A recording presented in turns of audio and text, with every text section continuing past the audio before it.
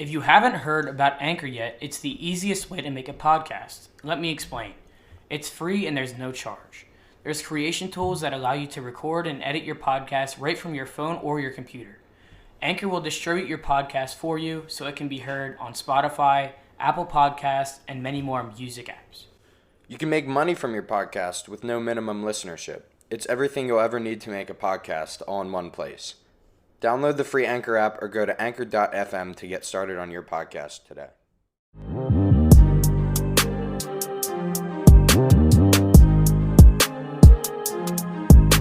What's going on, everybody? Welcome back to week 12 of this early morning PJ podcast. Obviously, it's a huge week in sports with the NFL draft and everything that occurred really in every sport, but mainly the NFL.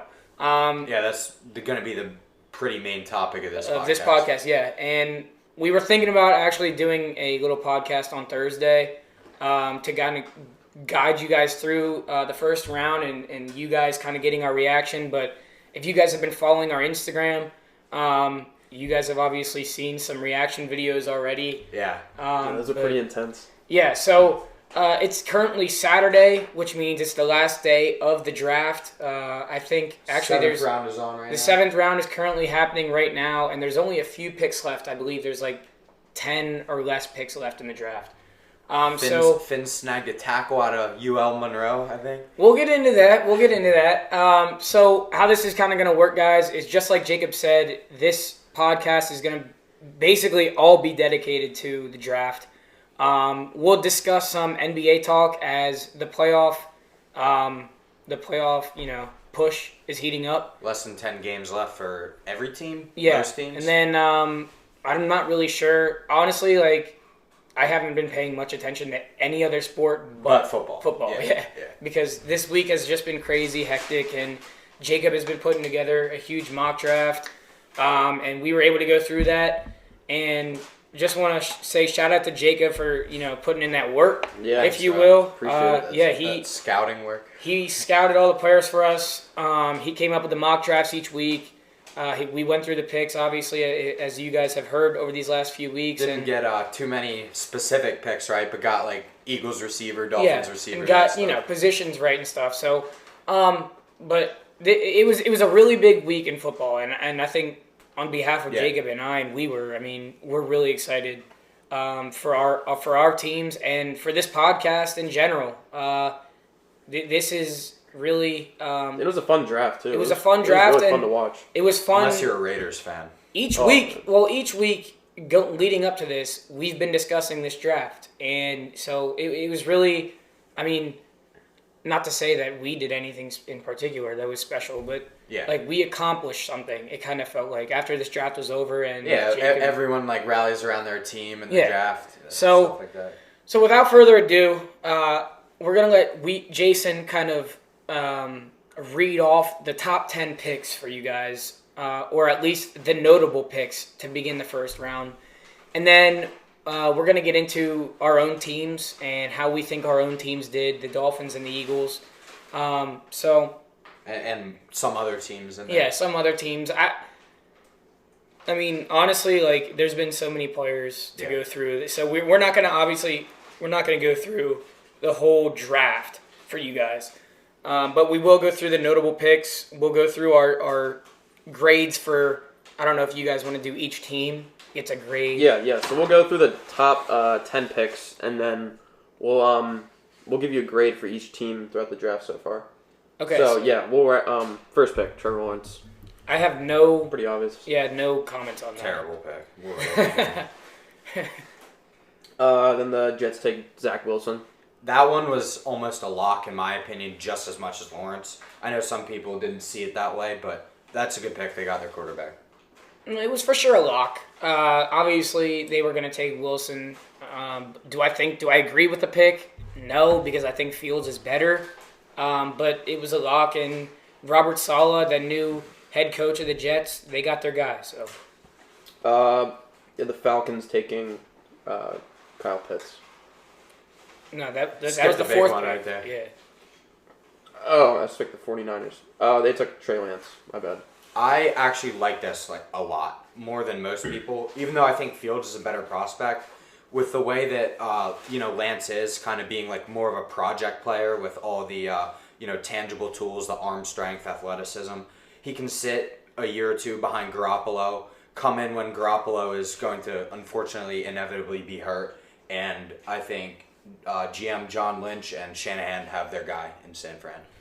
Yeah, I mean, I like this pick for San Fran. I've actually heard, since this pick was made on Thursday, I've heard a lot of optimism about Trey Lance starting, perhaps, over Jimmy G. I don't see it that way. I don't think that's how the season's going to start unless they somehow... And I think they'll be a lot better next year because they were so many injuries last year. Unless they get rid of Jimmy G, which...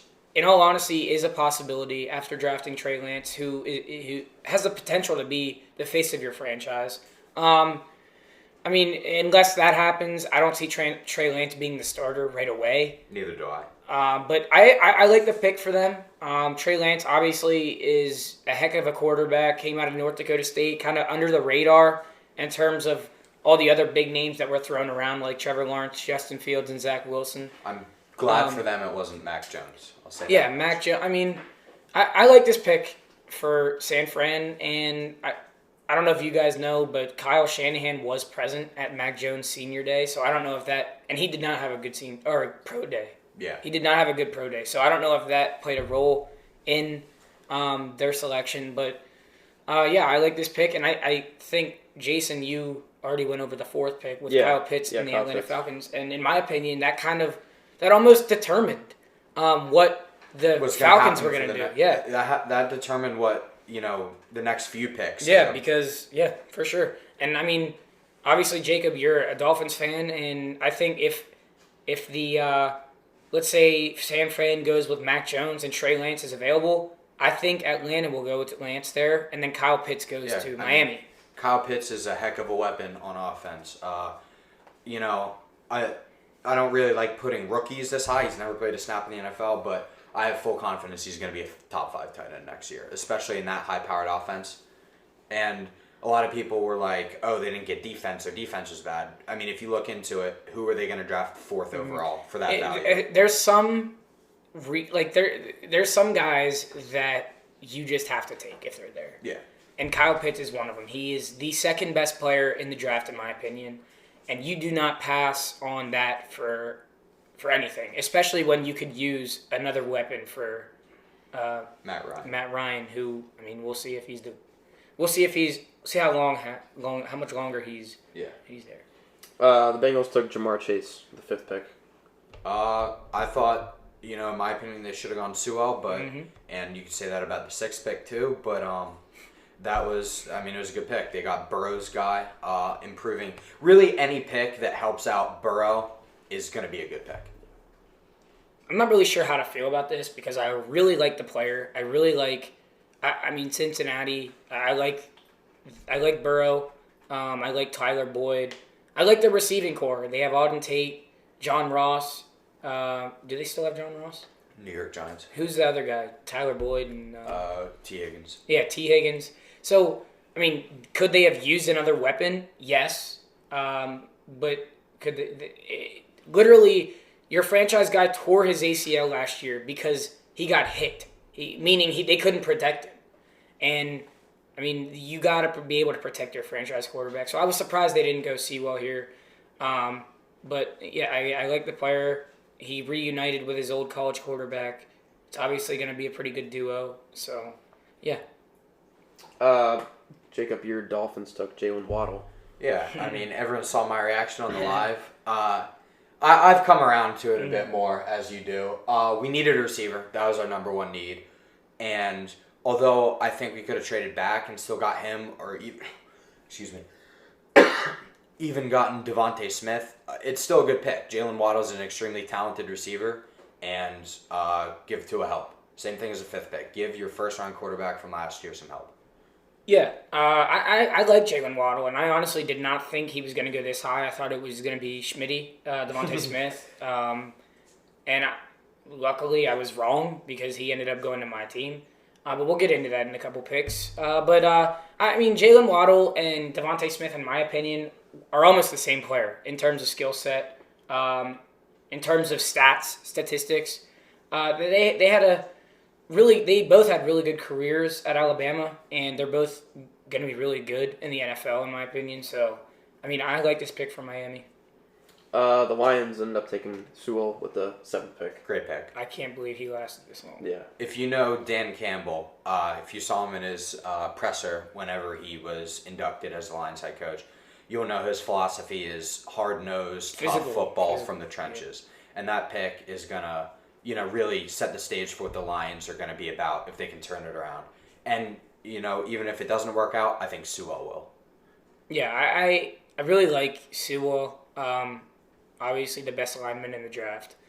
And I can't believe he lasted this long. I think Jason and Jacob can both, we were all watching the draft together. I said before, or after the Dolphins picked Jalen Waddle, I said that this pick is going to be Sewell because I could just tell by the way Dan Campbell, was acting. Like, he was getting all fired up before they even I would be announced fired the up pick. about taking him. So I think they were honestly surprised that he was there. I think they were kind of leaning towards taking Devontae Smith. But he was there and they got him. And, yeah, I mean, obviously he was a great pick. The Panthers took J.C. Horn with the 8th pick. Yeah, I like that. He was my number 1 corner on the board. I think I had him projected going 10. So at 8 really is not a reach at all. And, their secondary needs help. At corner, really all they have is Dante Jackson, and he's not necessarily a lockdown number 1 corner. And, yeah, he's a good talent, good pick, good position need. It was a really good pick, but I know that watching the draft, I heard Mel Kiper's kind of reaction to this pick. I didn't expect it, but it's still a good pick. He kind of, it was either Mel Kiper or Todd McShay when we were watching the draft that said they just upset Sam Darnold. And what he means by that is they didn't get him any help. But then again, they helped the worst. The worst part of their team last year was their secondary by far. Oh, yeah. It was their defense as a unit, but their secondary was awful. So, I mean, yes, they got a guy they needed. They got a position they needed, but they did not get any kind of help for Sam Darnold with this pick, obviously. So what the 2nd, 3rd, 4th, 5th, 6th, Yeah. 7th rounds are for. I mean, yeah, it was a good pick. So, yeah. Surtain went to the Broncos. Yeah, this is kind of surprising. Yeah, with the 9th pick. I was not necessarily a fan of that pick. I mean, I'm a lower on Surtain than most people, and even if you're high on Surtain, Denver has a pretty good secondary. They have Callahan in there, Fuller, Michael Ojemudia, a rookie from last year. They signed Darby, I believe. Mm-hmm. I mean, those aren't necessarily like top-tier corners, but they had a solid secondary. He could be a good player, but I'm not so sold on that pick, to be honest with you. I mean, obviously he's a good player, and I wasn't too upset about it because they literally stole the Cowboys pick. Right in front of the Cowboys. And we'll get into this. That's what we were yelling second. about when he got picked. Yeah, we'll get into this in a second. But Surtain, great player, great skill set. Kind of had a rough pro day, which kind of knocked his value for me at least. I thought not for the Broncos though. I thought Surtain was going to be the best corner in the draft until his pro day, and then I changed my mind to J.C. Horn. So. He would have been my number 3 after his pro day if not for Farley's injury. Yeah. So, good pick, I guess, but they could have used something else. Yeah, something else. The Birds. Okay, well, first, how did they get to the 10th pick? How did they get to the 10th pick? Yeah. Well, they traded. 12th pick and the 3rd rounder, which is about what that would go for. Peyton, I'll let you fire. All right, Yeah, so, you go all out. First of all, great move here. This is a very rare instance of me claiming the Eagles and Howie Roseman made a good move to move up 2 spots to get the guy they needed. The guy the Giants would have taken if they didn't move up. So let's talk about that for a second. For those of you that don't know, Jason just said it, but I'm going to say it again because this just gets me fired up. The Eagles had the 12th pick originally. The Cowboys, after Surtain was picked, they had no clue what to do with that pick. So what did they do? They called the Eagles or whatever. I think the Eagles kind of realized Eagles that. Probably called that. Yeah, the Eagles probably realized that the Cowboys were going to be struggling to make this pick. And so they called them and said, hey, look, we're willing to trade 2 spots up for you guys to get the 12th. And I believe they got another pick later in the draft. I think third rounder. Yeah. So it was next year's third. This year. It was. I believe it was a third rounder from this year. Yeah, I'm pretty sure. Okay. Well, anyways, they moved up 2 spots to get the guy they needed. And had they stayed at 12, they wouldn't have got him. Devontae Smith, we have talked about him so many times on this podcast, and he is the second best receiver, probably the 4th best player in the draft, 3rd best according to many, right behind Now Kyle that Jalen Pitts. Waddle is on the Dolphins, he's now the 3rd best receiver in my opinion.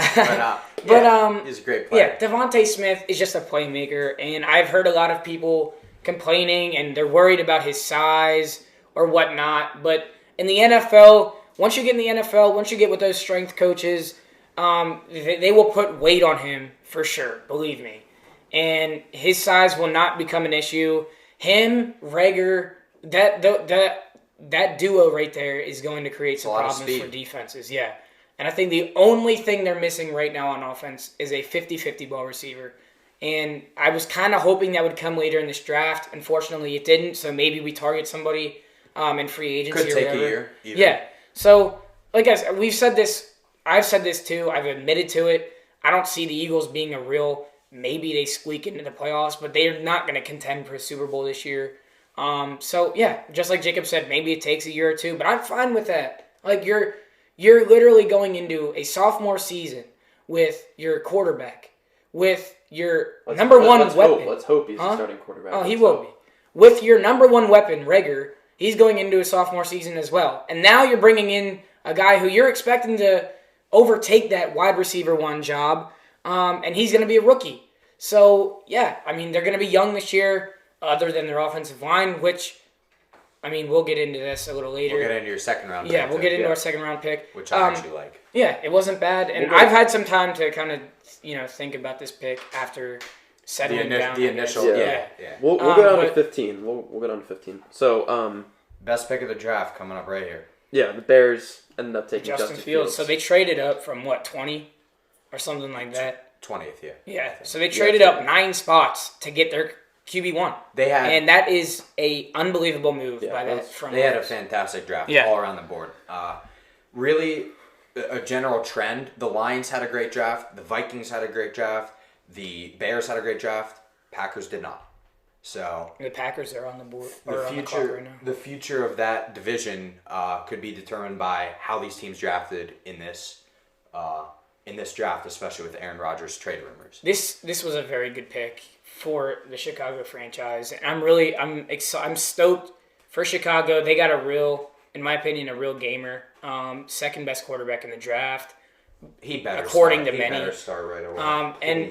And he has a legit opportunity to go in as a rookie and beat Andy Dalton, who obviously that should happen. But to win over that QB1 job and win over the team, really. I mean, your quarterback is your captain, and he leads the ship. And he's been a good leader at his time in Ohio exactly. State. I'm really excited for the Bears. Yeah, Bears could, if Fields plays well, that's a playoff team right there. Yeah. With the 12th pick, it's like Micah Parsons, the Cowboys represent. This is a 717. Okay, all right. I agree. Go ahead. I think from a talent standpoint, there's no question what Micah Parsons can do. But with the linebackers on that team, Van Der Esch, Jalen Smith, they didn't need it. I'm not sure about the fit, but talent is talent at the end of the day, and he's a tremendous talent, and I think he'll be a staple of the Dallas defense for years to come. Well, this is probably going to be the only time we get to talk about Dallas. So they also took another linebacker. I forget who it was another linebacker they took.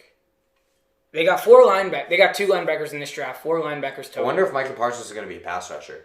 I mean, honestly, I don't could use him anywhere. He's just that type They're of going to have to get rid of. I'd play him a safety and he'd play well.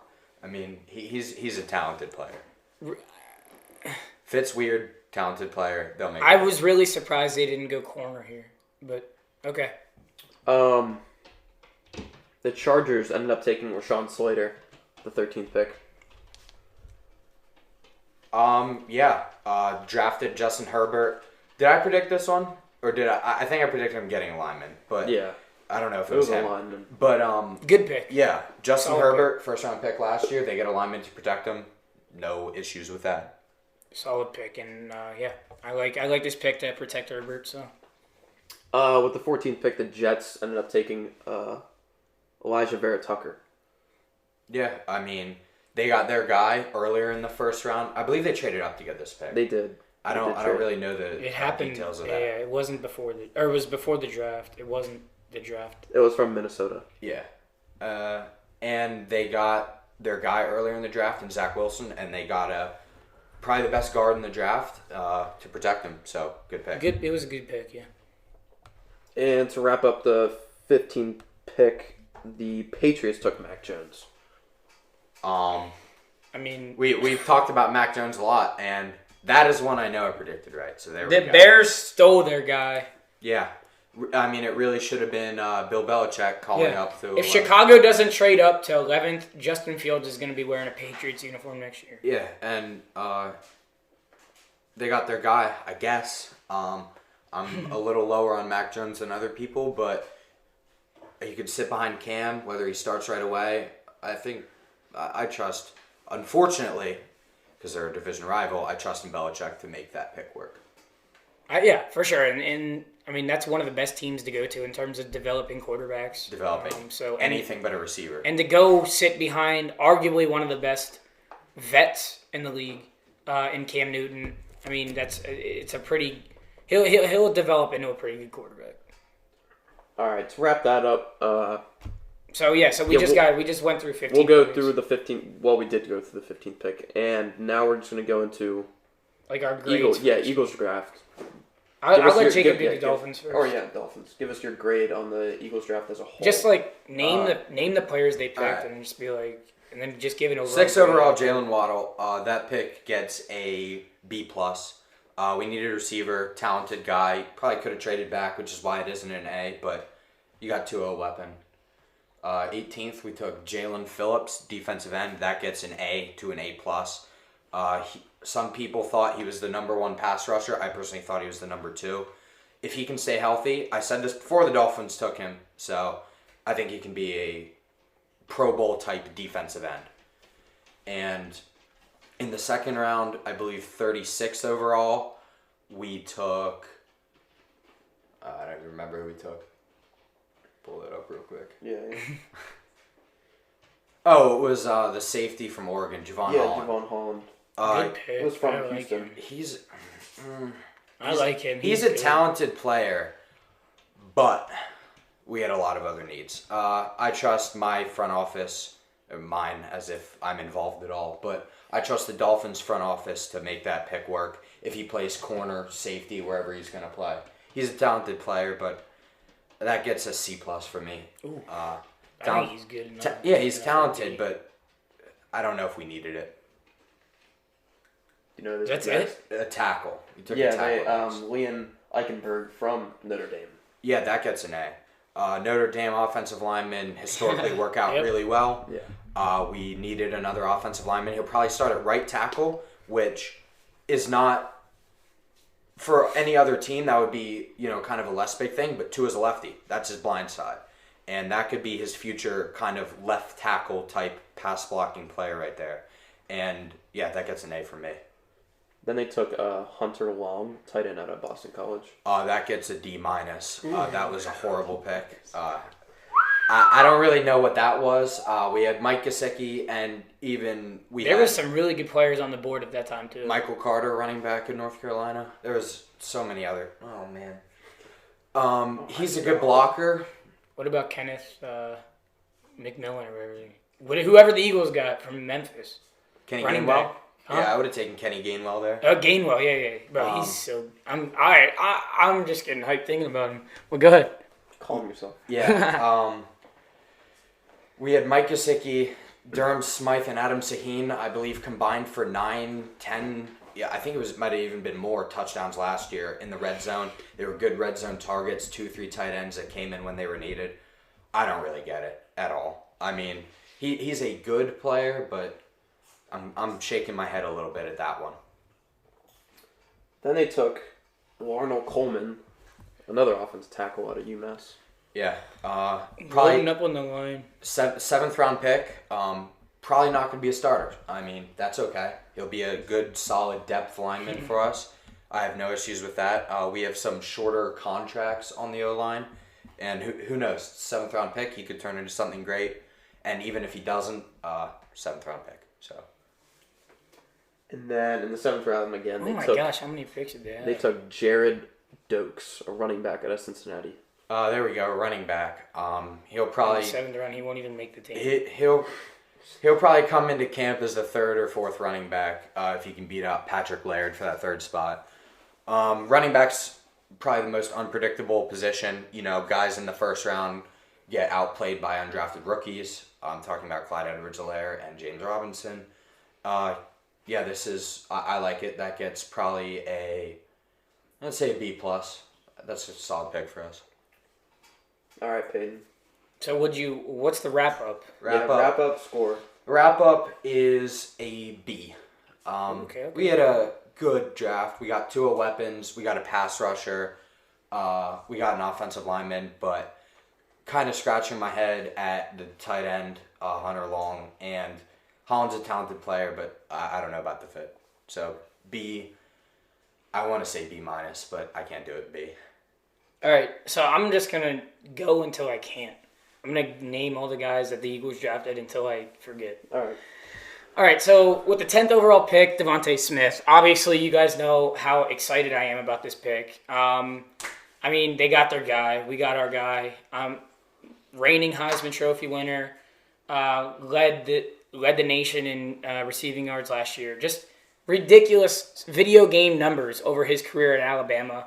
And to reunite him up with the quarterback that he was with the first 2 years he was at Alabama, and Jalen Hurts, it's going to be a good duo. So I'm excited about him. I'm excited about the duo of Rager and him.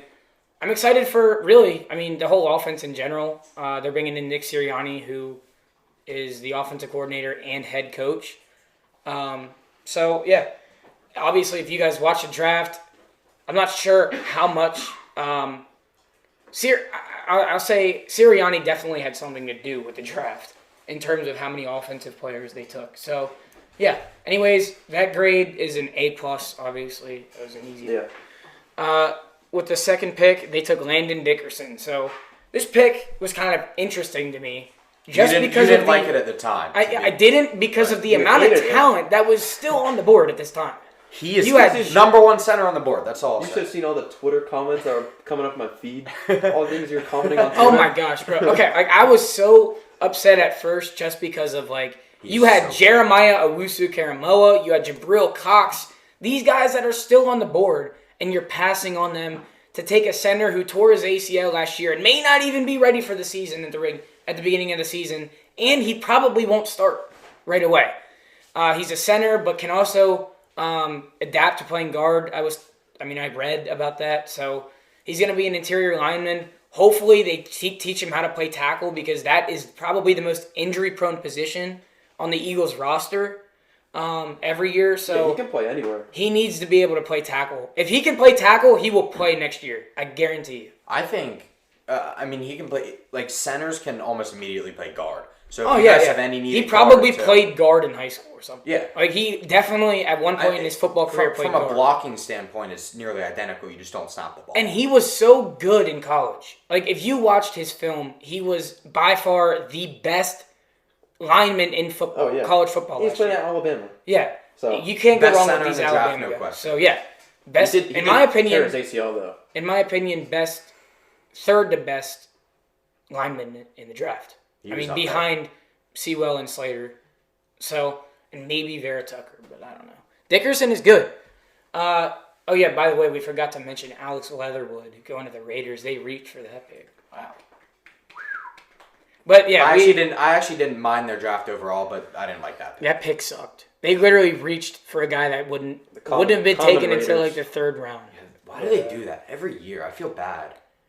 That's why they go 7-9. Oh, and Dickerson, I mean, that's another guy who, in all honesty, I get these Steelers fans saying how good of a pick Najee Harris was, but you can't have a running game if you don't have a line.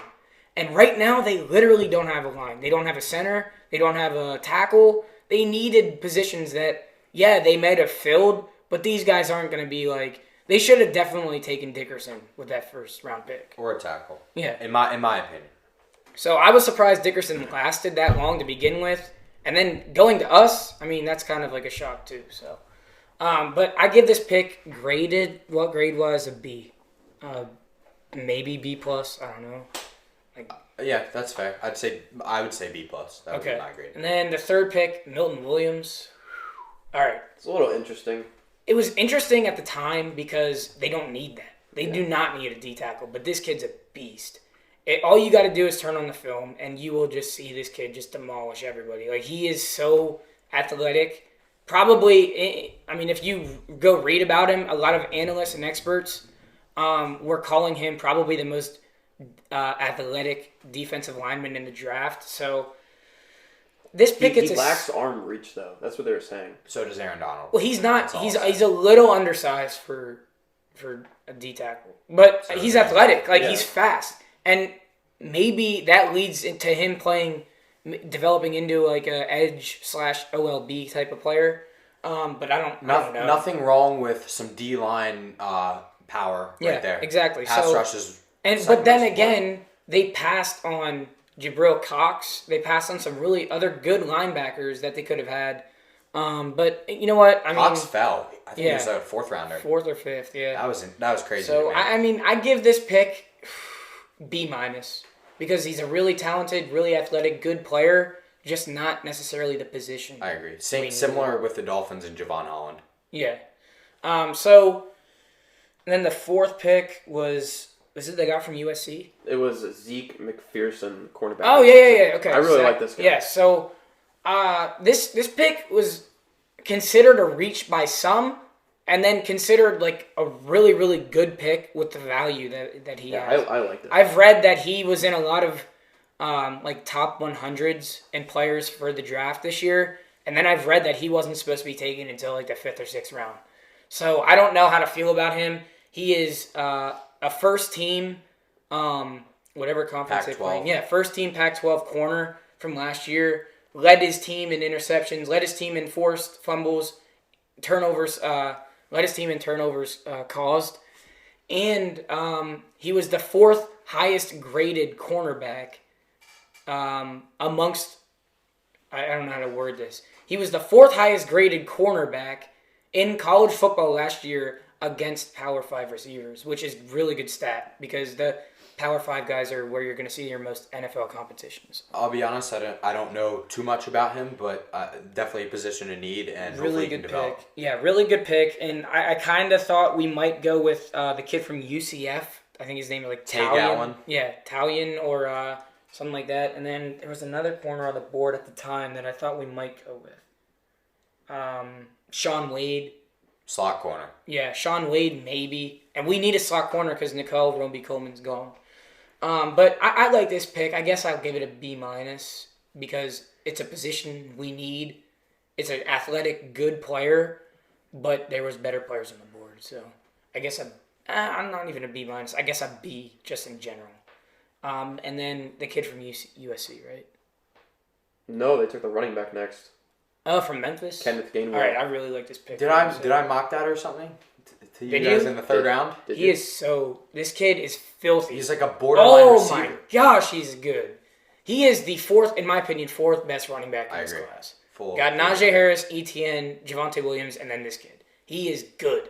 And he literally will, like single-handedly, he will cut Jordan Howard and Holyfield. Holyfield. This kid ran routes against top-tier corners at his pro day. And I don't know if you guys saw the video of him.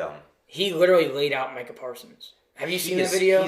Oh my gosh, I'll have to show it to you guys. I wish the Dolphins would have taken it. There was a chip. He chipped Micah Parsons was coming off the edge unblocked, and this kid just laid him out. Like he's 5'8", a little undersized for an NFL running back. they have Boston Scott, who is literally the same kind of size and build, but this kid's faster. He's quicker, more physical, I think, in my opinion. Definitely a better receiver. Yeah, I mean, Boston Scott, like, will see the field, but I think this kid's going to see, like, more Wherever touches. you put him. Yeah, he'll see more touches. Sort of in the first round, we're talking about Kyle Pitts. Does he play receiver? Does he play tight end? Yeah. This kid's the same with running back, slot receiver. Yeah. I mean, he's just an offensive weapon that they can use. Really jet athletic sweeps. kid. Yeah, jet sweeps, kick returns even. I mean, he's just an athletic kid that can literally do whatever you ask him to. So I really like this pick. This is an A. I'll give A that. plus? I love Okay. Kenneth Gainwell. I'll take that. And then the USC kid? Yeah, Marlon. Hey. I don't even know how to say his last name. Okay, this is... you don't even have to say it. This is such a weird pick for me. Another D tackle when we don't need one, but good. Good value for a player that's not bad, I guess. But he's not, like, we didn't need him. No. Like, we could... You still, I believe at this time... Fifth round? Fourth. And this is sixth. Sixth? All right. It's depth. They still literally passed on, like, Dylan Moses, who I don't even know if he was drafted. But they passed on him. I believe Pete Warner was still on the board at this time. I mean, Is that your You cousin? related to him? yeah, no, you spell your last name different. But I guess it's a good pick. Like, I don't know much about him. But watching this film and stuff, he's a very physical guy who has good hands. He's not athletic. I'll tell you this right now. I mean, just from watching his film, he's not athletic enough to move to any other position but play D tackle. So I don't know how much he's going to see the field. Because I mean, we obviously got Cox, Ridgeway, Hargrave still on that team? Hargrave, and then the guy they got earlier in the draft. So I don't know. I guess it's a good pick. I'm gonna say C because I just don't know him, and I don't think they needed him at all. And then, go ahead. They took Teron Jackson, the DN out of Coastal Carolina. Really good pick here. Really, really good pick here. Yes, sixth round. A lot of D linemen. I like it. This is a very good pick because this kid is good. Conference Player of the Year. Obviously, first team all conference. I think he might actually lead Coastal Carolina in sacks in their team history. Who, mind you, was a top 15 team at one And point. Coastal Carolina was good this year. So he is and if you watch his film, he's a beast. He is a monster, and I cannot wait. And we needed a D end. In all honesty, we needed a D end because all we have is Brandon Graham and Derek Barnett right now. Yeah, that's Vinny what Curry's the later gone. rounds are for. So yeah, this kid's going to play, and he's going to be good. And I cannot wait to see him in an Eagles uniform. So I'm going to give this pick an A. They took Jacoby Stevens, linebacker out of LSU. This is a in good the sixth pick. round too. Well, is he a linebacker or is he a safety? Because he's a linebacker. he plays both. Yeah. That's what I'm saying. Like Box player. He's good. And mind you, he started on the defense that won the national championship, and he was not on the team last year. He opted out. So if that just because he comes from LSU and you guys saw the record last year has nothing to do with the kind of player he is, because he didn't even. And play even last talent year, can so. come out of bad schools. Yeah. And that's not. But this kid's good. I mean, he has a knack for the ball at safety. He comes down. He's not afraid to lay the wood on somebody. He can hit. And he's athletic enough. Obviously, you got to be athletic if you can play safety and linebacker. So he's obviously fast to play both of those positions. He's got the build of a linebacker. I'm excited to see where they play him. I was more surprised they waited till the sixth round to take a linebacker. I would assume. They don't even. I would assume he's going to play linebacker. I thought they were going to go. I thought that what they would do was go with a safety. This kid is technically a safety, in my opinion, because he can play. Linebacker would just be an add-on. He played more of safety in college. He put on some weight over the season, like over his opt-out season last year. Good weight, too. Yeah, which like turned him into a linebacker. But I think he's going to develop into a more of a safety type of player in the NFL. He reminds me a lot of Isaiah Simmons, actually. I mean, I know that might be every safety linebacker hybrid. Yeah, he's a hybrid player, And Isaiah Simmons is going to be a beast. He was a beast last year, and he's going to be a beast his whole career. So I'm excited about this kid. Defensive weapon as opposed to Kyle Pitts. And I think, and he came from LSU, like an SEC program. You were going against the best of the best, and he won a national championship there. I really like this pick. I'm going to say an A. I thought they were going to go with the guy from Indiana, Johnson. Jamar Johnson, safety. Yeah, he was good. And he slipped a lot, so. I think he had injury concerns. And then this is and then they took Patrick Johnson. Really good pick. Linebacker. Really good value. 7th round, he was supposed to go in like the 4th round. Yeah. So really good value for this pick. I don't know what kind of defense they're going to be running with Jonathan Gannon, who's their new defensive coordinator. I don't know what kind of defense they're going to be running. A lot of D linemen on the field. I'm hoping they run like a 4-4 or a 3-4. Just because I want to see this kid play. Like, this kid is a beast. At Tulane, who, I mean, they're not known for football, but it's a Division I program. He made the all-conference team for his conference last year. Really good player. Just like I said, he was really good value for this pick. He was really supposed to be taken in, like, the 4th round. He was taken in the 7th round. He's going to make the roster. And I just want to see this kid play because he's a baller. He's big. Well, he's not that big, but he's big enough. And he's fast. This kid's going to be good. So I'm going to give this pick, I'm going to say an A. What's your overall grade? If you took the average of my scores, I would say it's probably an A-. I agree. Fair. A-, yeah. So, and that's a good draft. This is arguably one of the best drafts the Eagles have had in like 10 years. So I'm happy with this draft. They went after some positions they didn't necessarily need, but they got good value for those positions. They got guys. All 7 of their picks, or how many ever they had, 8. A good Eagles draft? Yeah, exactly. It's rare. But every guy they picked is probably going to end up making the roster, which is really rare for any NFL team. So, yeah, I give it an A-, and I'm really happy about this draft. So, talking about other Philly sports teams, how are your Sixers doing? Clinch the playoffs, baby. Yeah, they did. I mean, they're okay, I guess. I guess, yeah. I mean, they just got. They're only all right. They just got Simmons and Harris back. Obviously, Embiid. They haven't played anybody good in a while. They just beat the Hawks. Yeah, they have like the easiest schedule left in the NBA. So, I mean, that can sometimes hurt you going into the playoffs because you're not. I think next week is the last week of the season, so they might hold these guys out. I'm hoping they can clinch either the 1 or 2 seed by the end of this week. So yeah, they clinched a playoff spot. I'm happy. I just kind of want to get the playoffs started. The rest of the regular season is just like annoying.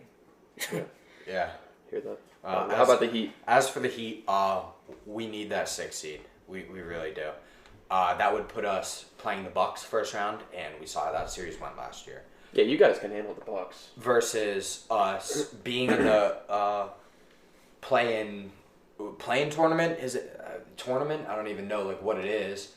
We'll see. And anything can happen there. I wouldn't expect us to lose in there, but it could certainly happen. And then playing probably the Nets, which is a borderline nightmare matchup as compared to the Bucks. So, Celtics, please give us that 6 seed. So who's right behind you guys? The Hornets, Celtics. but the Hornets, but they're like not right behind us. Like it's between. We're not going to be the 8 seed. Jason Tatum put up 60 piece last night. Yeah, that was. Whew. They won by 3 in overtime. So, I mean, yeah, it's getting down to crunch time for these teams that are, fighting for a playoff spot. What's the West looking like? I know LeBron came back last night, but I did not. That was check. big news. I didn't check this Bucks. Suns and Jazz are tied for the 1st seed, I believe. Is Donovan Mitchell still out? These injuries are killing these guys, man. Like, the Hornets have Gordon Hayward out. That might end up hurting them down the stretch. Yeah, the Warriors at the 10 spot, Spurs at 9, Miami Grizzlies has at 8, Blazers at 7, Mavs at 6. Oladipo's out still. Yeah, they're probably holding them for the playoffs. All right. Yeah, not too much going on with the NBA. Yeah, exactly. I mean, it's Yeah. just. I mean, it's Next been like the week same or thing. 2 weeks from now, how we said this podcast is going to be entirely football. It's going to be entirely basketball. yeah, 'cause And it's especially playoffs. not even just with the playoffs. With I don't know when officially they announce MVP, Defensive Player of the Year, all defense teams, all NBA teams, but that will definitely be a topic of conversation in the future. So. Yeah. I mean, really, this period is kind of obviously a waiting period for the playoffs and the awards and, all the actual stuff we wait for all NBA season. Yeah, and talking about some Major League Baseball here. You see the Phillies almost had 2 bench clearing brawls in one night. You see that? No. It was like What? last night or 2 Really? nights ago. Get some Mets? Yeah. They I don't know what I didn't see what happened the first time the bench is I cleared. didn't see that. I didn't see what happened the first time the bench is cleared, but the second time Alvarado struck out Dom Smith Yeah. and walked him back to the dugout, going like this and stuff and Yeah. mocking him. And then Dom Smith took his helmet off and threw it and got he was getting ready to fight. He actually squared up. And Alvarado went over and they were about to fight and Realmuto had to get in between them. Yeah, I think you guys play the Mets again tomorrow at 7. We play them tonight too. Tonight and tomorrow. It's a series, bro. If my MLB knowledge, also known as the TV, is telling me right. Yeah, I mean, I hate the Mets. They hate us. It's probably going to come I down think we're to still between- first in the division. It's probably going to come down to us. Marlins too. Yeah, are we bad. won last night. We Yeah, won last we're- night against them, Are and they're we- in second. Are we one game over 500? Yeah, I think so. Or we're either 500 or 1 game over. I mean, it's probably going to come down to us and that. And Yeah, in the if division. if the pitching can hold up, then I mean, that happened, and then the night before, the Phillies were in St. Louis playing the Cardinals, and they hit Bryce Harper in the face. and they went And then back the and next hit pitch hit Didi. That That almost that cleared the frustrated benches. me. So I mean, there's some guys. I get it. As a baseball player, that it's not intentional. No, with the warnings. What? Yeah, that was ridiculous. So for those of you that didn't see what happened, this guy, a reliever for the Cardinals, hit the first pitch. Was it the first pitch he pitch. threw? The first pitch he threw hit Bryce Harper square in the face. In his cheek. And yeah, and Bryce Harper had to leave the game. I believe he went and got stitched up. He was bleeding. And then the very next pitch after that, Didi Gregorius was up to bat, and they pegged it. He literally got pegged right under the arm, right under your arm. And yeah, I mean that obviously hurts. And I think, and after that, the umpire warned both benches, which then led to Joe Girardi coming out of the dugout and getting thrown out of the game, which was ridiculous. You don't. First of all, if you peg 2 guys in a row, you're bound to get hit. Yeah, I mean, and even if I forget who was pitching for the Phillies, It might have was been Velasquez. Velasquez. If he accidentally hit one of the St. Louis guys, he's gone. Yeah, exactly. That's what I'm not saying. fair. Yeah, Yeah, that's what I'm that's saying. not- And you can't retaliate after that. Yeah, that I mean, too. And so I don't know. It was stupid of the umpire to warn both benches. I get it, I guess, but you're giving the other team no shot. Yeah. And I don't like that. I don't like that 2 of our guys got hit and one of them got hit in the face. That's just ridiculous. But I guess I think we won that game. Yeah, I guess we I'm did. happy about that. So yeah. You wrap up some Trinity. Other Trinity Major League talk. Anthony Rizzo struck out Freddie Freeman. Do you see that? No. Anthony Rizzo was pitching the other night I did hear in he a was pitching. blowout. Oh, I yeah. didn't know he struck him He out. struck though. out Freddie Freeman. In other news, the Marlins suck. We got blown out by the Nationals, and we're 11-15. So I'm taking my talents to San Diego. I'm now a Padres fan. You heard it here. Yes, sir. Hopping on that bandwagon. Yes, sir. Well, last week we discussed the CV cheerleading team as they were getting ready to compete. Did they win another night? Yeah, the night that we did the podcast, they were getting ready to compete, and they ended up taking first place. They're national champions, and so congratulations to them. My sister's on the team, so congratulations to them, I guess. Best athlete in the Warner household. if I may add that. Facts. But then congratulations to Taylor. them. And some Trinity news. The Jacob any track. As you guys can't tell. As you can tell by my sunburn, we had a track meet today. It was sort of like a diocesan invitational at Lancaster Catholic, and it was all the teams from the Diocese of Harrisburg. It was us, McDevitt, Lancaster Catholic. There were some teams up from Reading. I don't really remember who they were. I believe we won the entire meet. Really? No way. I believe. And not to brag, but I set a personal record for the 400 meter dash. It was a fun day besides the sunburn. And we have Middletown on Tuesday and Boiling Springs on Thursday. Let's go track team. And Gotta be a bunch of dogs out there. And that sort of wraps up our season. After that, it's the Stan Morgan Invitational that weekend.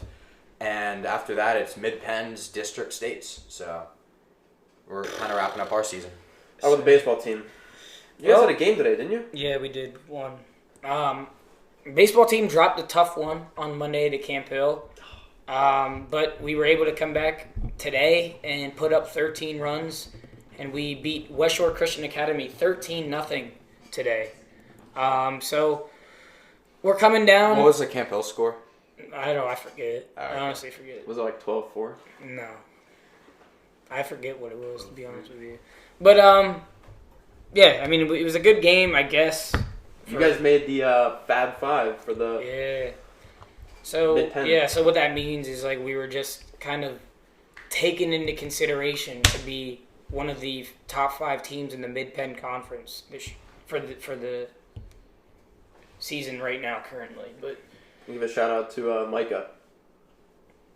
Committed to... Oh, yeah. Shout out to Micah New, who was a guest on the podcast a couple weeks ago. He just made his college commitment to continue his baseball career at the Division I school of New Orleans, University of New Orleans. So congratulations, Micah. For those of you that don't know Micah very well, probably the best baseball player I've ever seen at my age level. That kid is just really athletic. He can hit the crap out of the ball, and so well-deserved Micah New. I shout out to him, I guess, and shout out to the baseball team in general. We're 9-4 now, getting ready to head into the stretch where we clinch a playoff seed, hopefully. So we're 9-4. We're third in our district. They take 6 teams in our district. We're currently third, so we'll see if we can clinch things up today, or this week rather. So, we want to talk about the T-shirts, which are now on sale. T-shirts are on sale now on the website. If any of you guys at school if you want to grab one, talk to us. DM us, talk to any of us. We are out of mediums, I believe. Adult mediums, yeah. Adult mediums are out. Oh, I thought it was adult larges. Pretty sure it's mediums. Maybe I'll check. We'll post. We'll check on that. We'll check on that. How about the stickers? Stickers are on the website too. They're $1.50 a piece. They're actually really cool. Put them on your hydro flasks, or put them on the back of your phone, or just like on your car. Put them on the wall, on your walls, on on your TV, wherever. Literally anywhere. And also for future reference for this sort of like merchandise line, let us know what you guys want, because really whatever you guys want is what we're gonna do. We'll be putting up polls to see what you guys want next. So it's been going well. You guys have been really supportive. Thank you for supporting us. You guys have been really supportive of the podcast so far, and we appreciate all of your guys' purchases when it comes to the shirts and the stickers and stuff. So and just to kind of give you guys a preview of what's going on this next week, I believe we're having a guest on the podcast via Zoom. Via Zoom. Luke Leftwich. He is a pitcher in the Philadelphia Phillies organization, my favorite team. So we're gonna get to know Luke a little bit. We're gonna ask him about the ins and outs of baseball and minor leagues, all that. How his journey has been going through the Major League Baseball Association. So I'm really excited as a baseball fan. Jacob, I know you don't know much baseball, but it's really cool. It's really cool that Luke agreed to join us. So thank you in advance, Luke, for agreeing to joining us, and we can't wait to have you on. And shout out to Zach Bixler, who is currently laying on my couch. He made an appearance on the podcast today. So yeah, shout out to him, and thank you guys for listening. That wraps things up. See you guys next week.